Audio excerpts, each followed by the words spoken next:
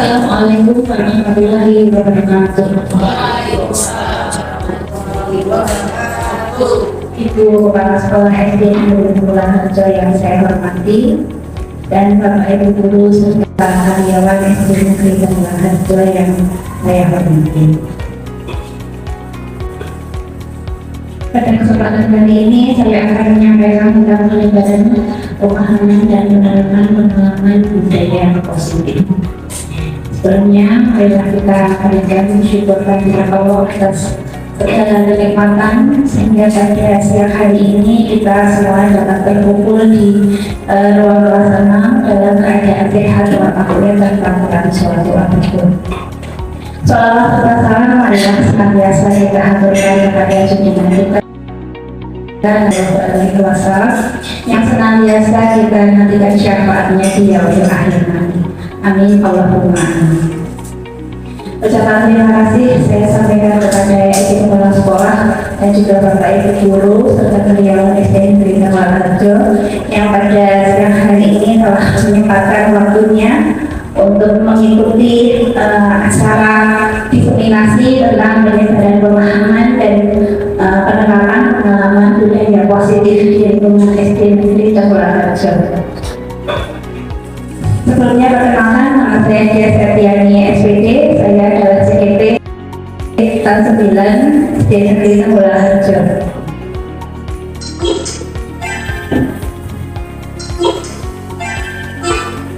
Oke, sebelum memasuki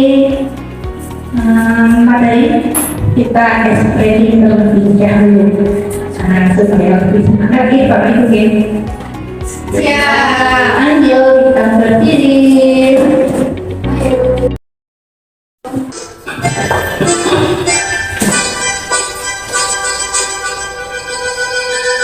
Five, four, three, two.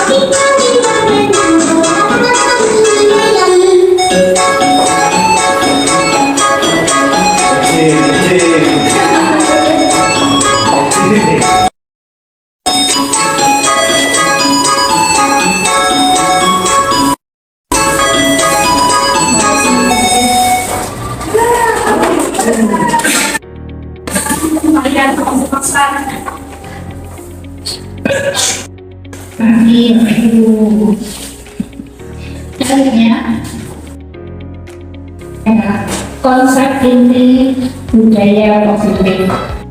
pertama adalah perubahan paradigma belajar, yang kedua disiplin positif dan nilai-nilai kebajikan, yang keempat kebutuhan dasar manusia, kemudian yang kelima motivasi perilaku manusia, keenam posisi kontrol guru, ketujuh keyakinan kelas, dan yang kedelapan adalah segitiga restitusi.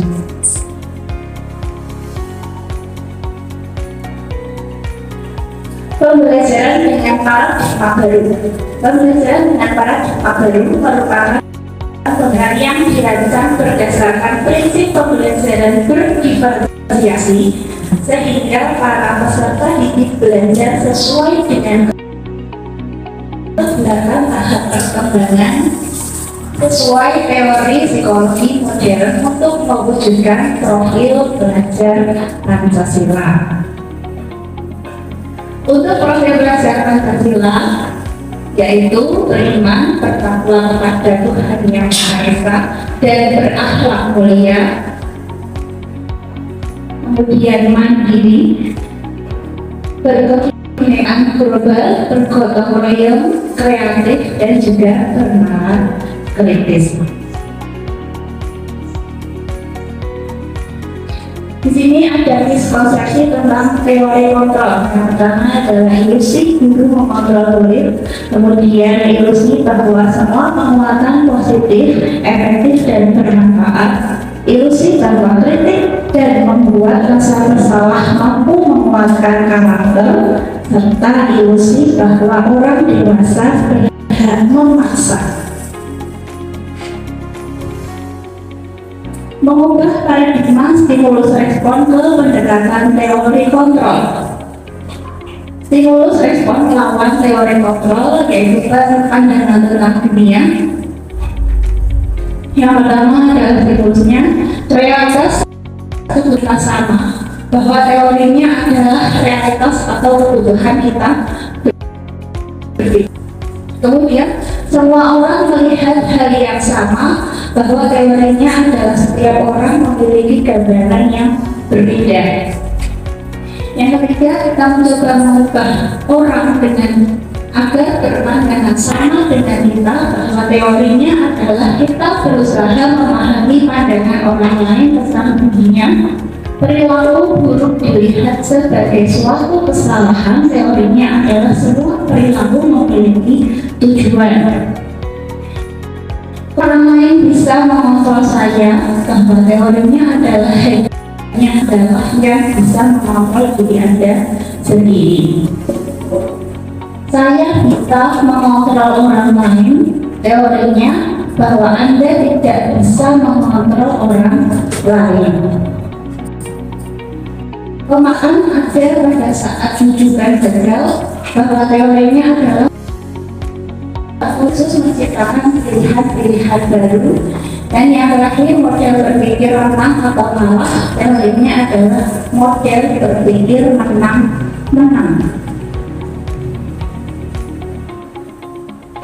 Disiplin positif. Disiplin berasal dari kata disiplina yang artinya belajar. Disiplin mengacu pada disiplin diri yang memiliki tanggung jawab terhadap apa yang banyak berdasarkan nilai-nilai yang diyakini. Disiplin positif merupakan salah satu cara penerapan disiplin yang bertujuan kesadaran serta memberdayakan peserta didik tanpa keadaan atau reward, ancaman, dan juga hukuman. Nah, di sini sebagai pendidik, tujuan kita adalah menciptakan peserta didik yang memiliki disiplin dari diri sehingga mereka berperilaku mengacu kepada nilai-nilai kewajiban universal dan memiliki motivasi intensif dalam perubahan perilaku yang lebih baik.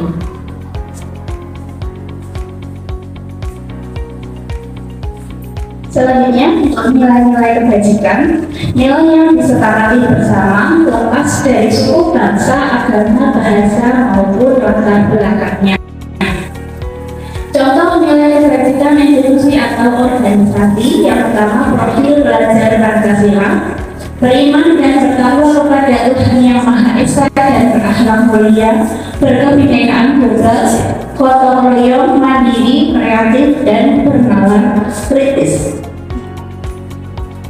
Kemudian yang kedua, Eco Primary Years Program atau PYP, yaitu toleransi, rasa hormat, integritas, mandiri, menghargai, antusias, empati, keingintahuan, kreativitas, kerjasama, percaya diri, dan komitmen. Dan yang ketiga, keterampilan oleh skill, dapat dipercaya, lurus, hati mendengar yang aktif, tidak merendahkan orang lain, dan memberikan yang terbaik bagi diri. Di sini kebutuhan dasar manusia adalah segala sesuatu yang kita lakukan untuk mendapatkan apa yang kita inginkan. Seluruh tindakan yang kita lakukan memiliki tujuan tertentu, dan semua usaha terbaik yang kita lakukan adalah dalam rangka agar kebutuhan dasar kita terpenuhi dengan baik. Apa saja kebutuhan dasar manusia? Yang pertama adalah bertahan hidup.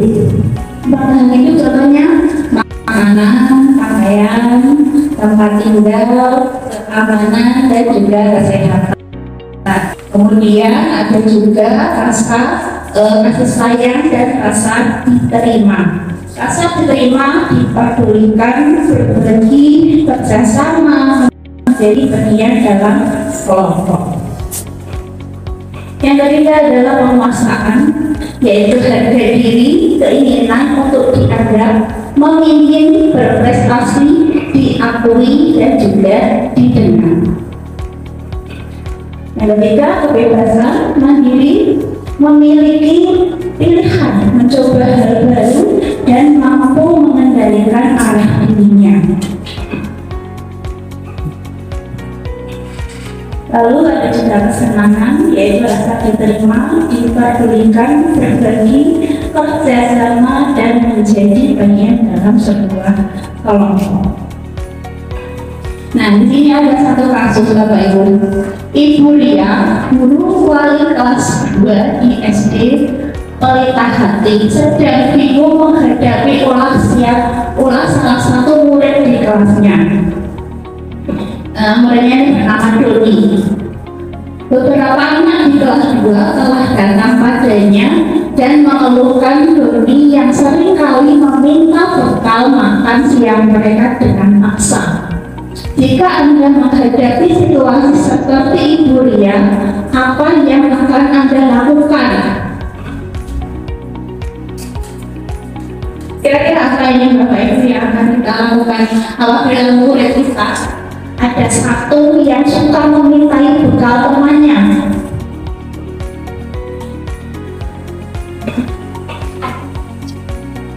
Bagaimana Pak Siti?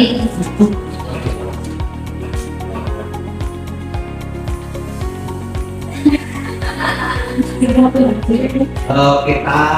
ambil Doni tidak di depan kelas, tapi secara kita tanyakan mengapa Doni berbuat seperti itu, meminta bekal secara paksa dan teman-temannya. Kita beli muara atau asalnya. Terima kasih. Menurut saya, Ibu Lia sebelum memarahi atau menginterogasi Doni, sebelumnya Bu Lia menanyakan dulu mengapa dia tidak sempat membawa bekal dari rumah. Apakah ibunya tidak menyiapkan bekalnya? Apakah Doni terburu-buru berangkat sekolah atau sengaja? Nah, yang perlu dipertanyakan ini pada si Doni, nanti mengapa kok sampai memaksa kepada temannya? Itu. Terima kasih Mbak. Oke, terima kasih Mbak Lima. Mungkin ada pendapat dari Bapak Ibu dulu. Yang lain? Mau sebut? Terima kasih atas waktunya Ibu. Saya menanggapi sedikit tadi pertanyaan dari Ibu. Tapi Doni meminta makanan dari temannya dengan cara memaksa. Ya mungkin saja Doni sudah merasa lapar. Jadi Doni meminta makanan dari teman tersebut. Karena apa? Kita saja kalau sudah lapar itu kan perutnya tidak bisa dikompromi, harus makan. Mungkin apa yang dilakukan Doni ya betul, cuma caranya saja yang salah. Karena dengan perut lapar dia meminta, kalau kita kan bisa membeli begitu Pak.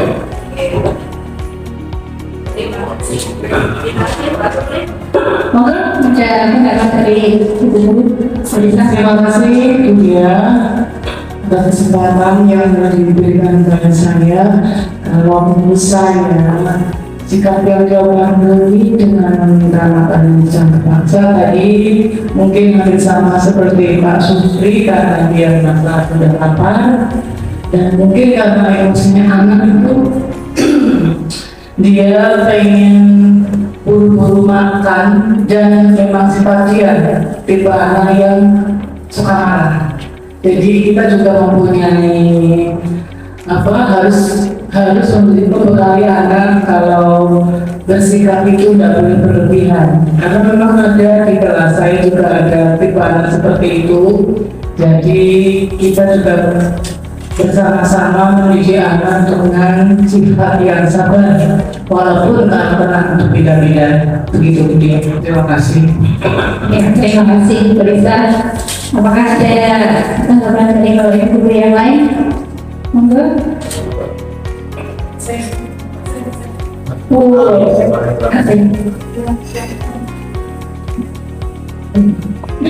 Baik, terima kasih Bu Dia. Tadi sudah beberapa disampaikan dari teman-teman berkaitan dengan apa sih alasan Doni ya. Jadi menghadapi situasi ini kaitannya dengan alasan Doni. Kalau alasan Doni, kalau saya rasa yang tahu alasan Doni ya Doni sendiri.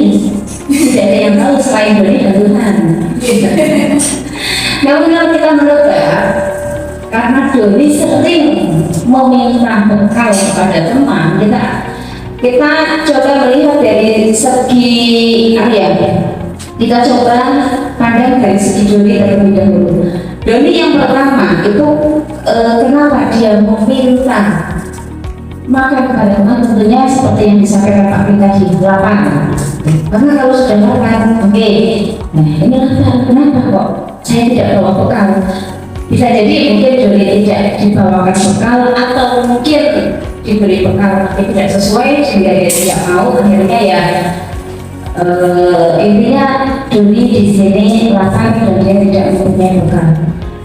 Namun bisa jadi juga di sini bukan hanya karena tidak mempunyai bekal, bisa jadi dia diberi bekal tidak mau, bisa jadi dia karena sudah terbiasa. Jadi teman-teman ini di sini teman-temannya sudah, wah aku ngapain repot-repot bawa bekal, minta saja, tidak usah repot-repot aja. Aku bisa di sekolah, aku bisa minta ini, minta itu, dan itu pasti mau memberikan. Nah ini mungkin yang perlu kita waspadai sebagai seorang guru, bahwa sikap-sikap seperti ini kadang muncul karena sesuatu hal yang tidak benar, namun sudah dilakukan, sering dilakukan, bahkan hampir membudaya.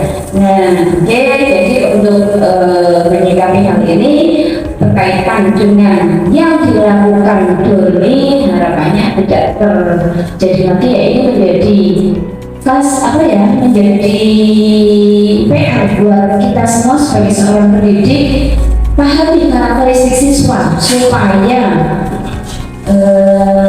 hal-hal yang tidak baik ini bisa teratasi dan tidak menimbulkan masalah-masalah yang lagi di kemudian hari. Mungkin seperti itu kemudian. Terima kasih. Baik, luar biasa sekali ini tanggapan dari Bapak Ibu dulu.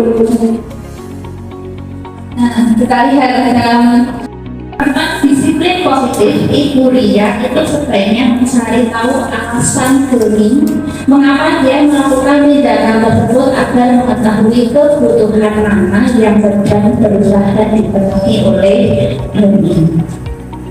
Yang pertama, dia tentu melakukan itu untuk bertahan hidup. Karena apa? Karena Doni lapar dan orang tuanya tidak membawakan bekal makan siang. Yang kedua, kasih sayang dan rasa diterima bahwa Doni atau teman Doni itu menjadi memperhatikan Doni. Penguasaan di sini Doni merasa hebat karena temannya menjadi takut dan menuruti keinginannya.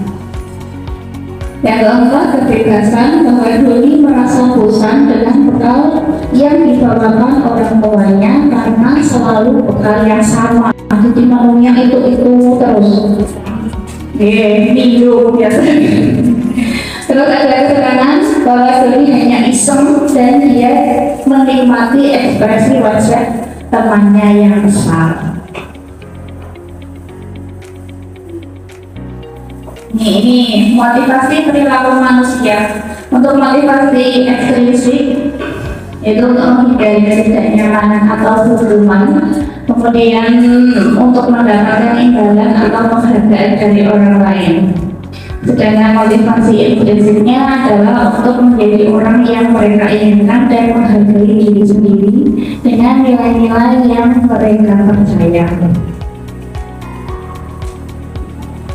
Di sini ada 3, hukuman, konsekuensi, dan juga restitusi. Yang pertama, hukuman itu tidak terencana atau tiba-tiba. Murid yang tidak tahu apa yang akan terjadi, tidak dilibatkan, bersifat satu arah, dan berupa hukuman fisik atau psikis. Kemudian konsekuensi terencana disepakati sesuai dengan peraturan, murid tetap dibuat tidak nyaman, dan sikap guru selalu memonitor murid. Yang restitusi itu proses menciptakan kondisi bagi murid untuk memperbaiki kesalahan dan proses kolaboratif yang mengajarkan murid untuk mencari solusi. Nah, di sini kita sebagai pendidik dan guru kita juga harus berhati-hati untuk memberikan hukuman kepada murid-murid kita ya. Kalau kita hukuman itu tidak kita lakukan, karena sudah banyak kasus-kasus di media sosial guru diketahui, kemudian ada juga guru yang menasihati untuk sholat tapi malah dipidanakan ya. Kemudian perhatikan maksud hukuman atau konsekuensi. Lari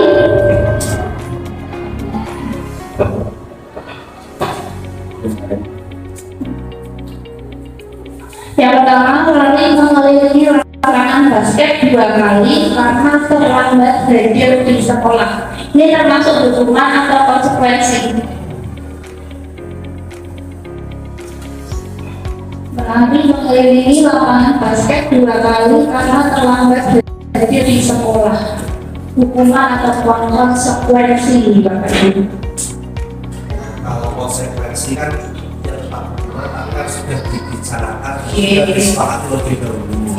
Tapi kalau vonis karena siswa melakukan kesalahan dan vonis itu tiba-tiba itu artinya hubungan. Kalau konsekuensi jadi yang pertamanya apa lagi? Berbalik atau sudah disepakati. Nah, berarti yang pertama hukuman atau konsekuensi tergantung ya. Berarti sudah ada kesepakatan atau belum untuk mengetahui hukuman yang akan diberikan ketika terlambat sekolah. Yang kedua, menggantikan atas tugas teman yang telah dicoret-coret, konsekuensi ini. Kemudian yang ketiga, bercebur di lapangan basket pukul 12 siang tampil dengan teman, hukuman. Membersihkan tumpahan air di meja tulis karena tersenggol pada saat belajar. Ya, seleksi. Berdiri di depan kelas sambil mengangkat satu kaki karena tidak bisa menjawab pertanyaan. Hukuman. Nah, terakhir dilakukan 10 menit jam istirahat untuk mengerjakan tugas karena terlambat datang dan tertinggal pelajaran selama 10 menit. Oke, langsung mulai. Di sini ada 5 posisi kontrol guru. Yang pertama adalah penghukum, yang kedua pembuat rasa bersalah, yang ketiga teman, 4 pemantau, dan yang kelima adalah manajer. Contoh penerapan 5 posisi kontrol guru. Kasusnya di sini siswa tidak memakai atribut lengkap saat upacara. Penghukum hormat pada bendera selama 1 jam. Membuat rasa bersalahnya adalah berapa kali Bapak Ibu harus memberitahu kamu selalu saja mengecewakan Ibu.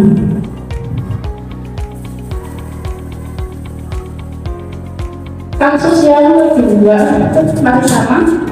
Yang ketiga posisi sebagai teman.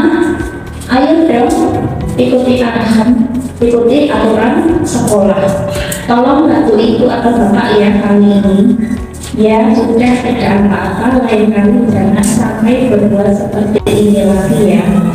Dan posisi yang keempat adalah memantau. Kamu sudah melanggar peraturan sekolah, kamu tahu konsekuensinya. Setelah upacara, kamu beri atributnya ke koperasi dan jangan diulangi. Dan posisi yang kelima, manajer. Kamu tahu kesalahanmu dan kira-kira bagaimana kamu memperbaiki kesalahanmu. Nah, ini ada satu video baru.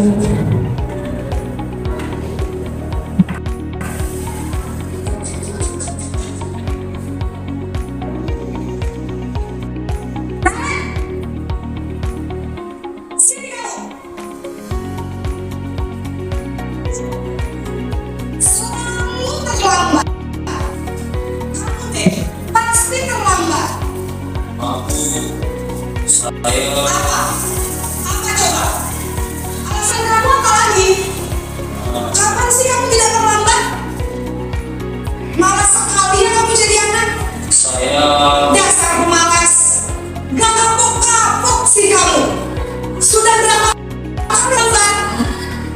Sana, kamu keliling lapangan basket 2 kali. Kenapa saya harus keliling lapangan basket, Bu? Kenapa? Kamu melawan ibu. Berani-beraninya jawab. Sudah terlambat, masih berani jawab pula. Sekarang, keliling lapangan basket 5 kali sekalian. Biar kapok. Cepat.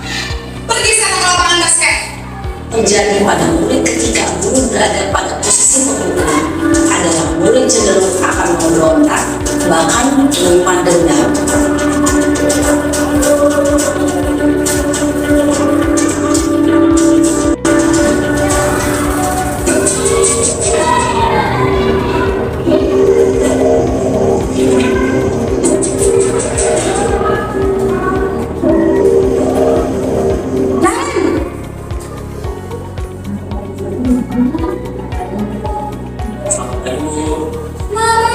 Naren, kamu kenapa terlambat lagi, nak?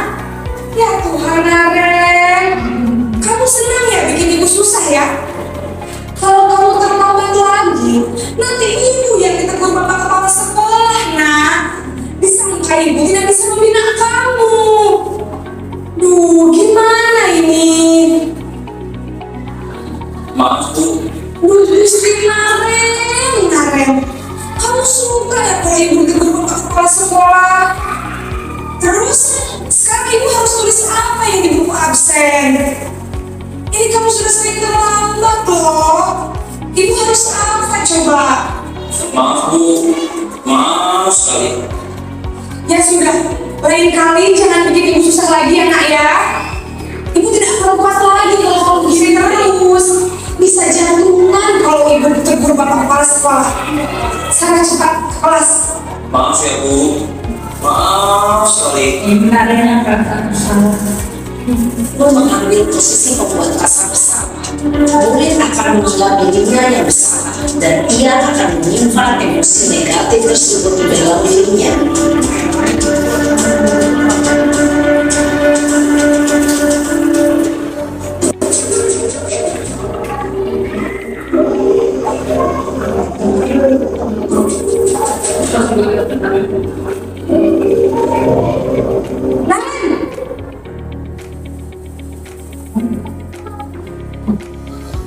Selamat pagi Bu. Wah, sudah jam berapa ini nak? Terlambat lagi ya sayang. Iya Bu, habis ibu saya lupa bangunkan saya Bu. Kamu malah menyalahkan ibu kamu. Kamu bukannya anak yang larinya paling kencang. Kok terlambat sih? Iya Bu, saya memang terlambat bangun tadi. Jadi biarpun saya lari kencang, tetap gak kencang Bu. Ya sudah sana, nanti lain kali larinya lebih kencang lagi ya. Biar gak terlambat lagi. Bikin senang ibu demi ibu. Bisa kan? Bisa lah Bu. Ya sudah sana masuk kelas. Ibu beresin urusan absen kamu. Kamu ini ada saja.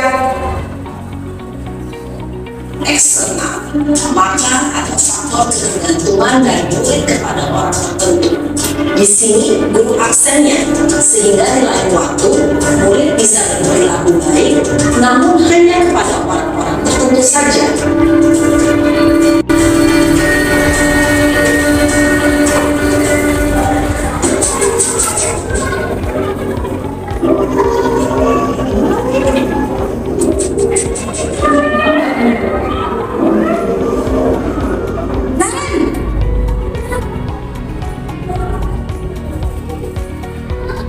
Ya Bu. Naren, apa peraturan sekolah kita tentang jam berapa kita harus masuk sekolah, nak? Kita harus di sekolah jam 7 Bu. Iya betul, sekarang sudah jam 7.20. Naren sudah tahu konsekuensinya jika terlambat hadir. Paham Bu, saya harus tinggal kelas pas jam istirahat selama 20 menit. Iya benar, konsekuensinya demikian. Jadi nanti jam 9.30 pas istirahat, kamu harus tinggal di kelas, kerjakan tugas tambahan untuk ketertinggalan kamu, ya? Baik Bu.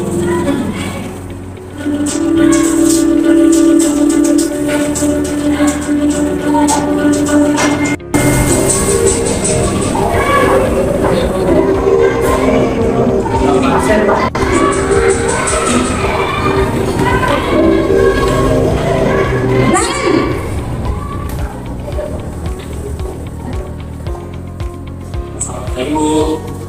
Selamat pagi, Naren. Maaf Bu, saya terlambat. Iya, sekolah masuknya jam 7, sekarang sudah jam 7.20. Jadi sekarang bagaimana ini, Naren?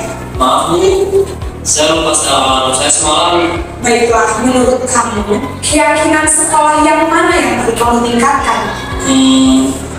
Menghargai diri sendiri dan orang lain mungkin ya Bu. Setuju. Jadi, apakah Naren meyakini prinsip saling menghormati tersebut? Ya Bu, saya meyakininya. Apakah Naren bersedia memperbaiki masalah keterlambatan ini? Bersedia Bu. Bagaimana kamu akan memperbaiki masalah keterlambatan ini? Saya akan coba untuk tidak berpamit dengan anak saya Bu. Baik, kalau Naren umpamanya terlambat di rumah, ada orang yang kira-kira bisa bantu mengingatkan tidak? Ada Bu, kata saya, Kak Emma. Ada lagi selain Kak Emma? Selain Kak Emma, ada ibu saya. Baik, jadi yang mengingatkan Naren adalah Kak Emma dan ibu kamu ya? Kira-kira akan mulai start alarm kapan nih, Naren? Setelah pulang sekolah, akan segera saya lakukan.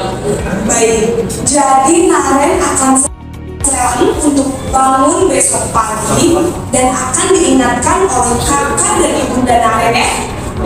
Ada lagi yang mungkin perlu dilakukan Naren agar tidak terlambat bangun lagi.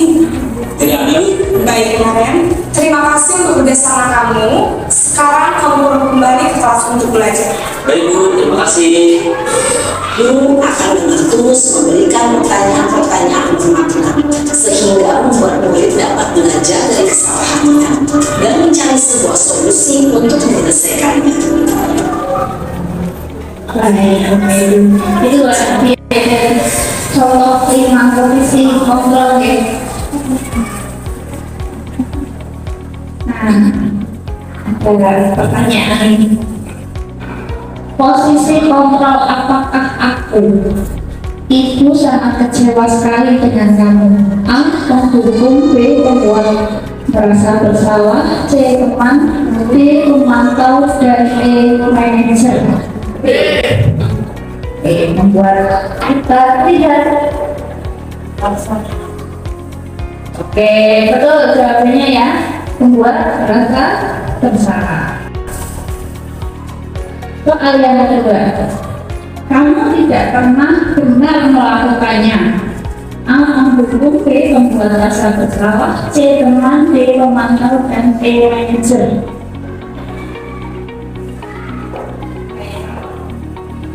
Apa ini? Kamu tidak pernah benar melakukannya. Loh, kita cari.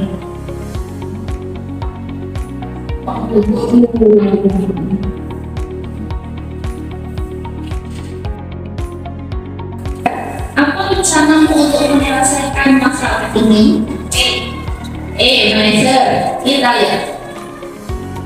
Oke, betul. Soalnya apa? Ayolah, lakukan dari Bapak Ibu ya, please.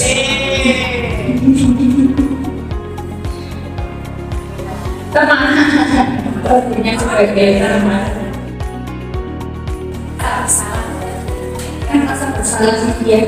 Oh, salah. Ada pengajar, ya pengajar bisa untuk berdiskusikan. Yang kelima, kamu tahu konsekuensinya. Teman-teman.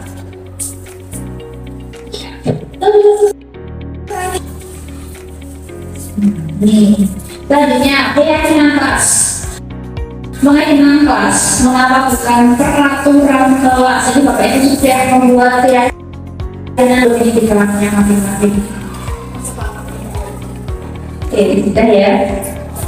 Pembentukan keyakinan kelas yang bersifat abstrak berupa pernyataan horizontal dibuat dalam pernyataan positif sedikit saja agar mudah diingat sesuai dengan kondisi kelas dan sekolah sehingga mudah diterapkan.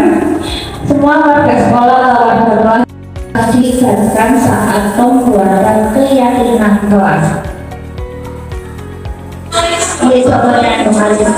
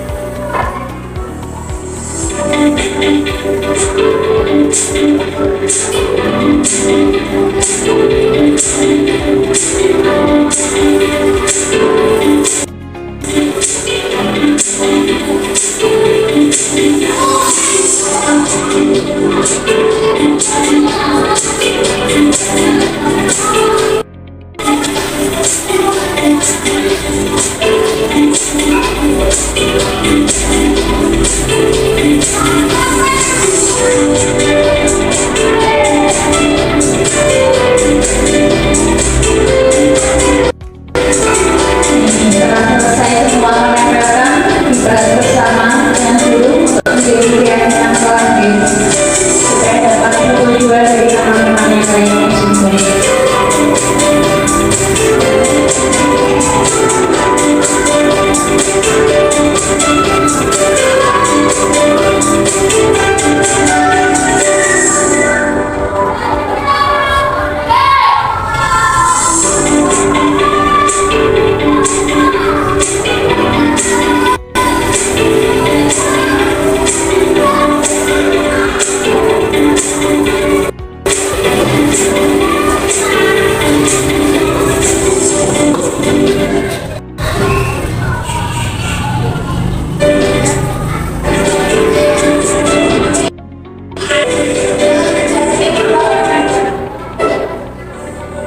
Kemudian mendatangkan diri yang ini supaya jadikan yang kita.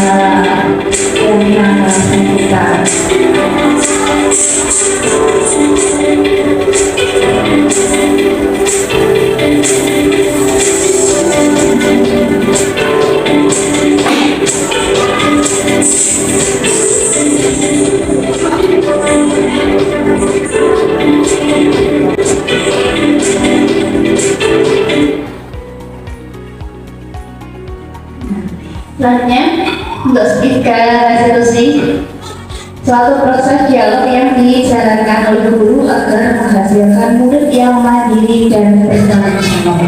Di tiga restitusi ini adalah yang pertama menstabilkan identitas, yang kedua validasi tindakan yang salah, dan yang ketiga adalah menanyakan keyakinan. Yang pertama, menstabilkan identitas berdasarkan prinsip membuat kesalahan adalah bagian dari proses pembelajaran. Contohnya, berbuat salah itu wajar, tidak ada manusia yang sempurna. Ibu atau bapak juga pernah melakukan itu. Ibu atau bapak tidak akan mencari siapa yang salah, tapi ibu atau bapak ingin mencari solusi dari permasalahan ini, dan kamu tidak berhak merasa begitu. Yang kedua, validasi tindakan yang salah berdasarkan prinsip setiap perilaku berupaya memenuhi suatu kebutuhan tertentu. Kamu pasti punya alasan mengapa melakukan hal itu, padahal kamu bisa melakukannya yang lebih baik dari ini ya. Kamu patut bangga karena telah melindungi sesuatu yang penting buatmu. Kamu mempertahankan sesuatu yang penting bagimu. Yang ketiga, menyatakan keyakinan berdasarkan prinsip teori kontrol bahwa pada dasarnya kita termotivasi secara intrinsik. Contohnya adalah apa? Di sini ada contoh penerapan tiga restitusi. Kita simak bersama ya, Bapak Ibu.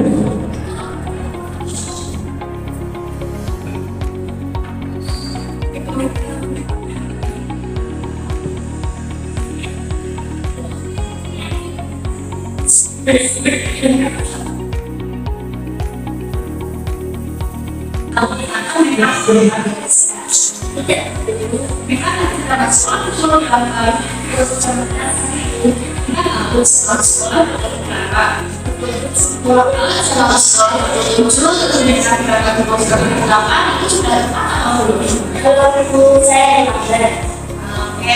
masalah itu tidak apa-apa, ada manusia yang sempurna. Kita bisa menyelesaikan ibu tidak tertarik untuk mencari siapa yang salah, tapi ibu ini mencari solusi dari masalah ini. Ya Bu, mereka pasti punya alasan. Kenapa mereka bisa terlambat datang ke sekolah? Alasannya kenapa? Saya terlambat datang Bu, makanya saya terlambat datang ke sekolah. Kalau boleh tahu, kenapa mereka bisa terlambat datang? Saya terlambat datang karena itu terlalu Bu. Saya bermain HP sampai dengan rumah. Baiklah, yang dilakukan itu sudah sesuai dengan keyakinan kita dan keyakinan kelas dan sudah kita sepakati bersama. Perlu saya keras. Mereka masih ingat apa yang kita lakukan. Masih perlu datang ke 9:29 dan makan di kelas. Ya, kira-kira apa yang bisa kita lakukan agar tidak terlambat lagi ke sekolah? Lalu tetap gimana kita berkenalan serta mengenai siaran terima kasih ya, memang sudah mau melakukan dan itu ada ini kita bisa menjadi pribadi yang lebih praktis. Misalnya kita dalam menerapkan aturan yang sudah kita sepakati bersama dengan penuh kebiasaan. Yang baik mereka bisa melakukan. Contoh kasus yang pertama. Kemudian ini juga kita juga.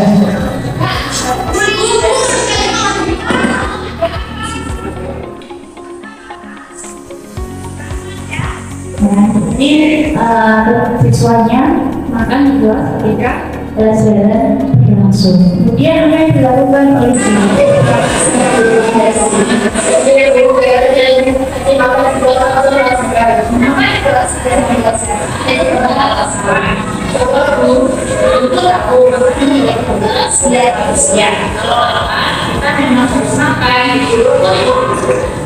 kalau lama sih juga makan nanti kita sudah tahu kapan waktu dan tempat yang tepat kita begitu kita makan asal kita punya alasan apa makan di kelas misal iya dalam orang di dalam asal tidak sama itu terbuka oleh sekolah berangkat sekolah ya asal tadi bangun jam berapa jam 6 berangkat sarapan masuk sekolah dan tidak sempat sarapan. Kira-kira yang dilakukan asal sudah sesuai dengan keadaan kelas yang melakukan sepakati bersama atau belum?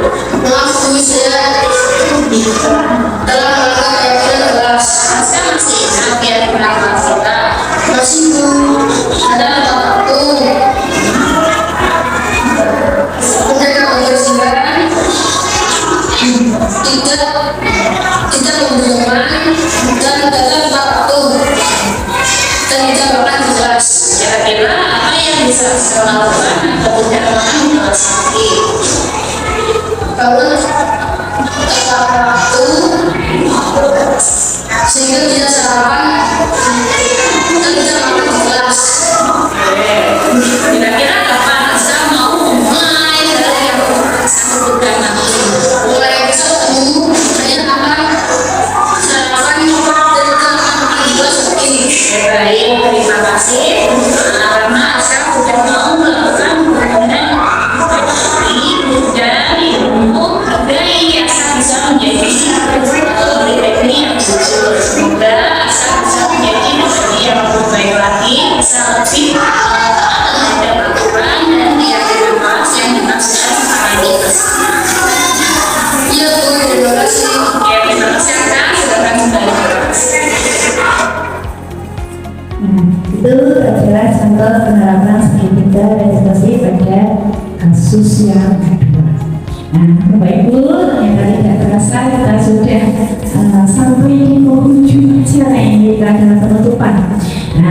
terus berbanding. Dalam penerapan program disiplin positif, hendaknya guru memiliki standar kepribadian profesional dan sosial yang baik, di mana guru mampu merefleksi dirinya dalam posisi kontrol saat ini. Bagaimana perjalanan dirinya sebagai among manajer yang menuntut muridnya menjadi insan yang mandiri, merdeka dan bertanggung jawab, seperti yang ada pada standar nasional pendidikan.